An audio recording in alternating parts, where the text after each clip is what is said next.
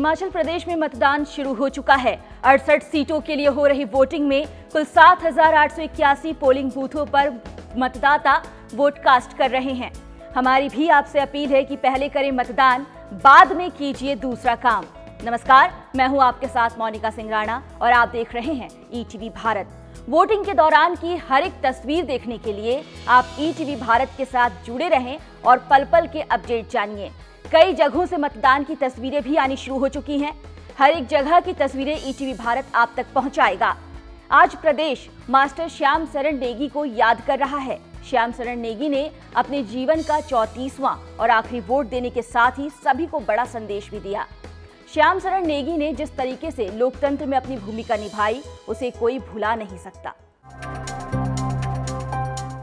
आज हिमाचल में लोकतंत्र का महापर्व मनाया जा रहा है। सभी 68 सीटों के लिए मतदान हो रहा है, लेकिन देश की आजादी के बाद ये पहला मौका है जब लोकतंत्र का सबसे बड़ा नायक इसका हिस्सा नहीं है।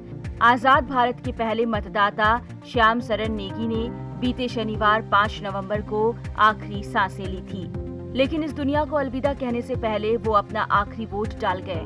वो वोट जिसने उन्हें दुनिया के सबसे बड़े लोकतंत्र का हीरो बना दिया था। इसलिए आज घर से निकलिए और वोट दीजिए।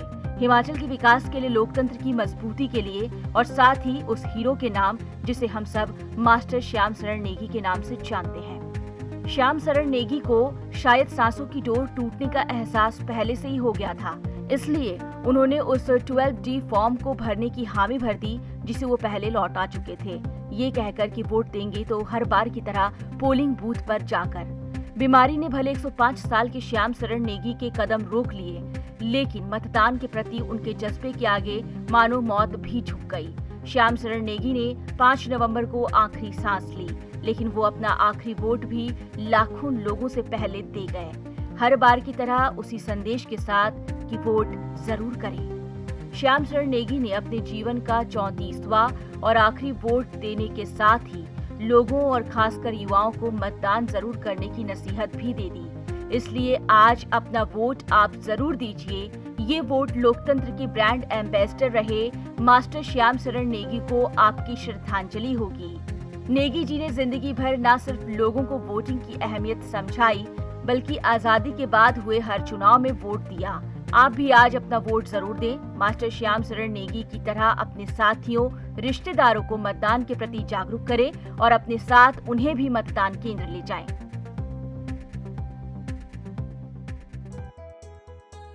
तो अपने मताधिकार का जरूर प्रयोग करें। हम आपको हर एक सीट की तस्वीरें दिखाएंगे और बताएंगे कि कैसा मतदान हो रहा है। आज हिमाचल में सार्वजनिक छुट्टी भी है ताकि मतदाता बिना किसी बाधा के वोट कास्ट कर सके। तो आप अपने मतदान का इस्तेमाल जरूर करें, क्योंकि आपका एक वोट हिमाचल की नई सरकार बनाने में अहम रोल अदा करेगा। आज प्रत्याशियों की किस्मत ईवीएम में कैद हो रही है।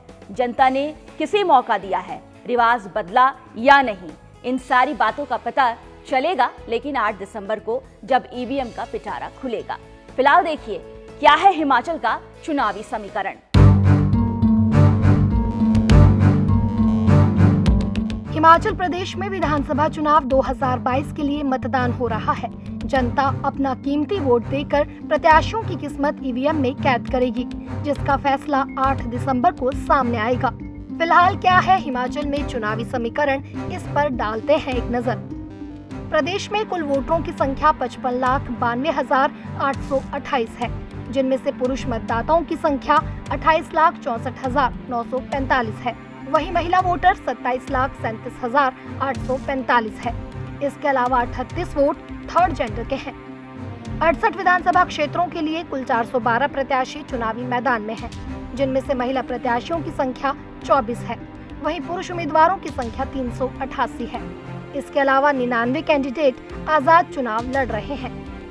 आपको बता दें कि अर्बन पोलिंग स्टेशन यानी शहरी क्षेत्रों में पोलिंग स्टेशंस की संख्या 646 है और रूरल पोलिंग स्टेशन यानी ग्रामीण क्षेत्रों में पोलिंग स्टेशन की संख्या 7,235 है। हिमाचल में कुल पोलिंग स्टेशन की संख्या 7,881 है।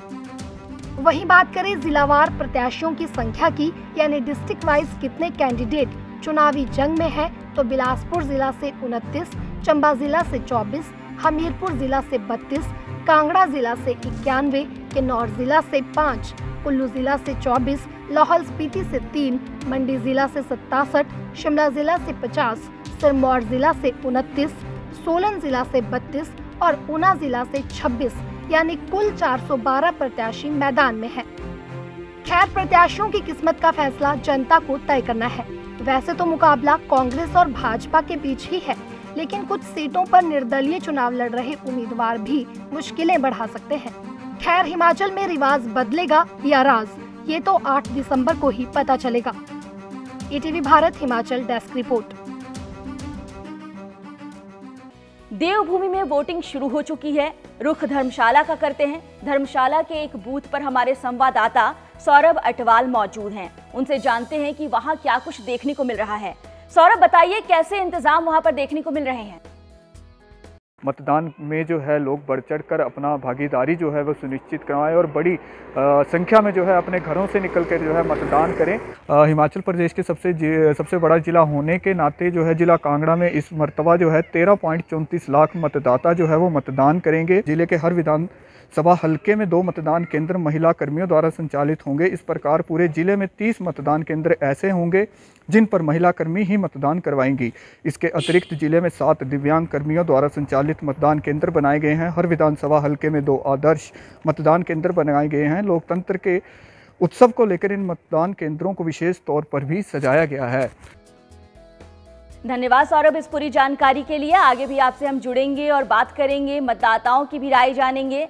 तो सौरभ बता रहे थे कि बूथों पर काफी बेहतर इंतजाम देखने को मिल रहे हैं। मतदान तो जारी है, लेकिन हिमाचल में मौसम ने करवट ले ली है।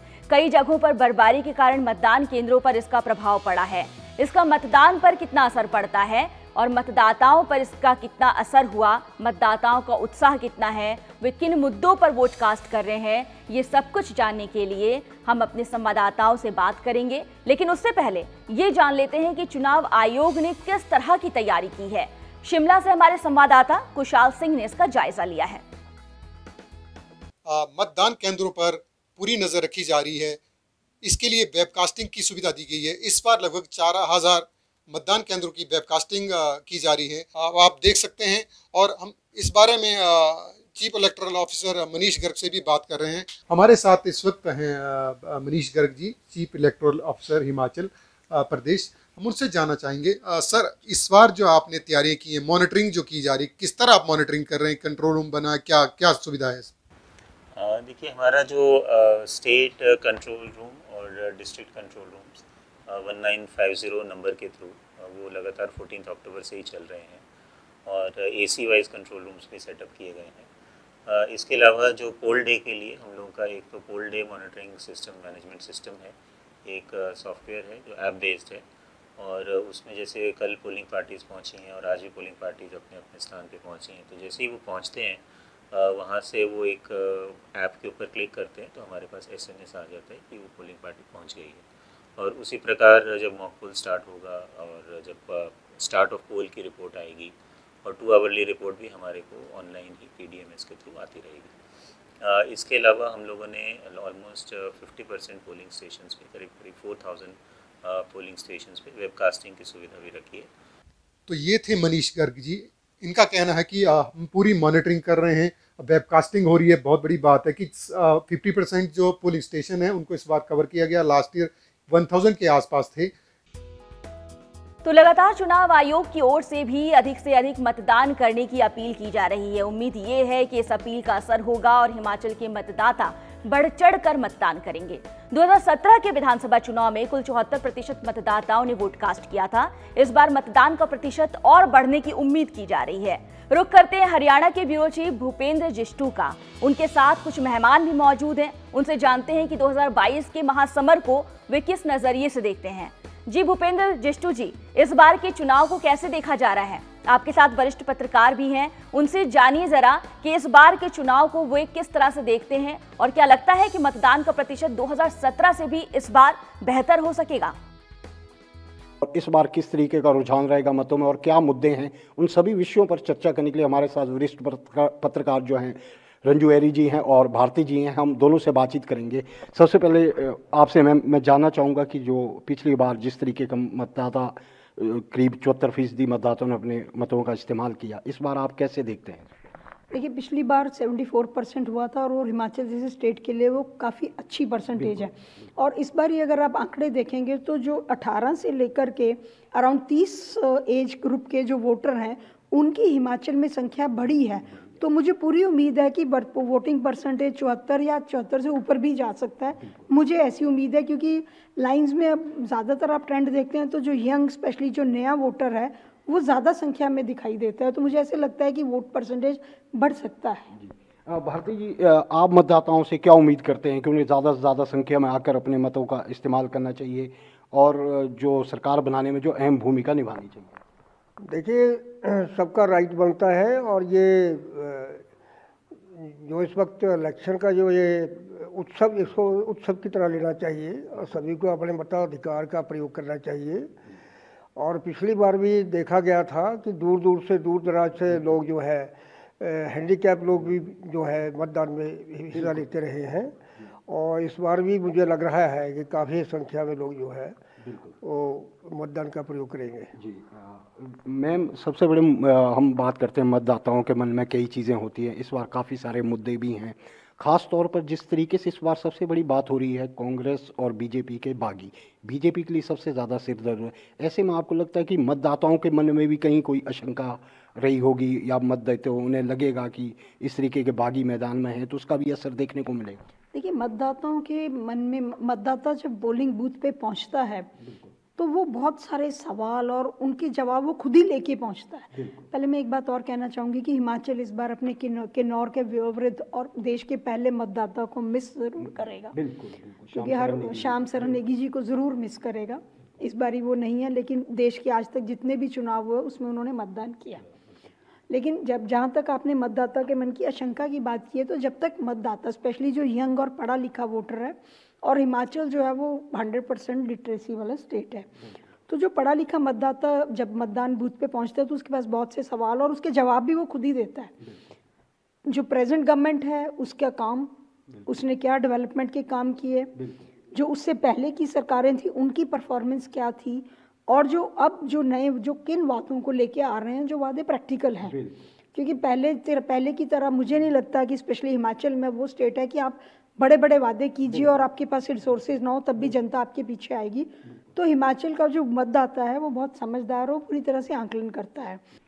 तो ये थे वरिष्ठ पत्रकार हमारे, जिन्होंने साफ तौर पर कहा कि हिमाचल की जनता, जिसे कहें कि बहुत संख्या में आप मतदान केंद्रों तक आएंगे और मतदाता अपने मतों का इस्तेमाल करेंगे। और जहाँ तक सरकार बनने की बात है तो हिमाचल की जनता इतनी शिक्षित है कि वो अनस्टेबल गवर्नमेंट तो प्रदेश में लाएगी नहीं। जो भी होगा, जिसके भी पक्ष में होगा, एक जिसे कहें कि मेजॉरिटी की सरकार ही प्रदेश में बनेगी।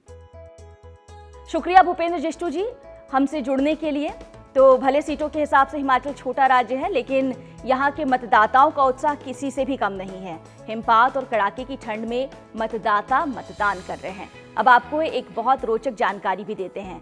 हिमाचल में दुनिया का सबसे ऊंचा पोलिंग बूथ है। मतदान के दौरान यहाँ पर कैसा नजारा देखने को मिल रहा है, देखिए।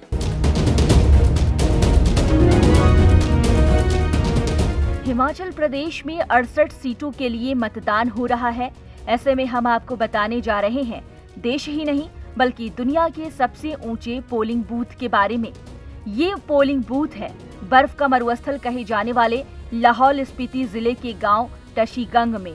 दूर दूर तक बर्फ, सांसें जम जाए ऐसी सर्द हवा, लेकिन मतदान का उत्साह यहाँ चरम पर रहता है। इस दिन को उत्सव की तरह लोग मनाते हैं। इस बार भी मतदान की पूरी तैयारी कर ली गई है। माइनस तापमान में मतदाता वोट कास्ट करने पहुंच रहे हैं। सबसे खास बात ये कि यहाँ प्रचंड ठंड के बीच मतदाताओं का उत्साह देखते ही बनता है। पारंपरिक परिधान में मतदाता ढोल नगाड़ों के साथ नाचते गाते अपने मत का प्रयोग करने बूथ पहुंचते हैं। मतदान के समय टशीगंग को दुल्हन की तरह सजाया जाता है। दुनिया के सबसे ऊंचे बूथ की कुछ खास बातें भी जान लीजिए। लाहौल स्पीति का टशीगंग गांव दुनिया का सबसे ऊंचा पोलिंग बूथ है, जो 15,256 फीट या 4,650 मीटर की ऊंचाई पर है। यहाँ से चीन की सीमा महज 10 किलोमीटर दूर है और जिला मुख्यालय करीब 35 किलोमीटर दूर है। इस बार यहां 52 मतदाता अपने मत का प्रयोग करेंगे। इससे पहले लाहौल स्पीति का हिक्किम गांव दुनिया का सबसे ऊंचा पोलिंग बूथ था। इसकी ऊंचाई 14,567 फीट की है। जाहिर है कि इतनी ऊंचाई में मतदान कराना चुनाव आयोग के लिए भी किसी बड़ी चुनौती से कम नहीं है। हिमाचल विधानसभा चुनाव 2022 में इस बार कुल 7,881 मतदान केंद्र बनाए गए हैं। इनमें से 65 मतदान केंद्र 10 से 12,000 फीट की ऊंचाई पर हैं, जबकि 20 मतदान केंद्र 12,000 की फीट से भी अधिक की ऊंचाई पर हैं। ईटीवी भारत के लिए न्यूज डेस्क। और कुल्लू से हमारे संवाददाता बालकृष्ण ने वहां के एक मतदान बूथ का जायजा लिया है। उस बूथ पर कैसा नजारा देखने को मिल रहा है और क्या कुछ चल रहा है, किस तरह की तैयारियां हैं, देख लेते हैं। जिला कुल्लू में 568 बूथ चुनाव आयोग के द्वारा तैयार किया गया और यहाँ पर हर बूथ में 4 कर्मचारियों की टीम को तैनात किया गया है। इसके अलावा सुरक्षा की दृष्टि से बात करें तो यहाँ पर 1300 पुलिस जवान विभिन्न बूथों पर तैनात किए गए हैं और 300 सीआरपीएफ के कर्मचारी भी यहाँ पर अपनी सेवाएं दे रहे हैं। ऐसे में शाम 5 बजे तक मतदान की प्रक्रिया को पूरा किया जाएगा और उसके बाद चुनाव पेटियों को कड़ी सुरक्षा के बीच स्ट्रांग रूम में बंद कर दिया जाएगा, जहाँ पर 8 दिसंबर को सभी प्रत्याशियों की किस्मत का ताला खोला जाएगा। ढालपुर में भी आदर्श मतदान केंद्र जिला चुनाव आयोग के द्वारा बनाया गया है, जहां पर महिलाओं की टीम मतदान की सारी प्रक्रिया को पूरी करवाएंगी। ऐसे में हर विधानसभा क्षेत्र में 2 आदर्श मतदान केंद्र चुनाव आयोग के द्वारा तैयार किए गए हैं और यहां पर मतदाताओं की सुविधाओं का भी पूरा ध्यान रखा गया है, ताकि यहां पर सभी मतदाता शांतिपूर्ण तरीके से मतदान कर अपने लिए एक स्वस्थ व निष्पक्ष सरकार का चुनाव कर सके। हिमाचल के 12 जिलों के 68 जिलों पर मतदाता अपने मताधिकार का प्रयोग करना शुरू कर चुके हैं। 412 प्रत्याशियों की किस्मत ईवीएम में कैद हो रही है। हिमाचल इलेक्शन से जुड़ी हर अपडेट जानने के लिए हमारे साथ आप बने रहिए। फिलहाल दीजिए इजाजत। नमस्कार।